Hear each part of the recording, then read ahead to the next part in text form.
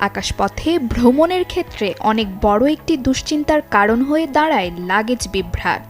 বিমানবন্দরে কখনো লাগেজ হারিয়ে ফেলা, কখনো লাগেজ পেতে দেরি কিংবা চুরির ঘটনা ঘটছে প্রায়শই। এ ধরনের সমস্যার সম্মুখীন হওয়ার সম্ভাবনা থাকে বড় অথবা ছোট যে কোনো যাত্রাই। তাই সমস্যায় পড়ার আগেই কিছু সতর্কতা অবলম্বনে যাত্রা হতে পারে চিন্তামুক্ত।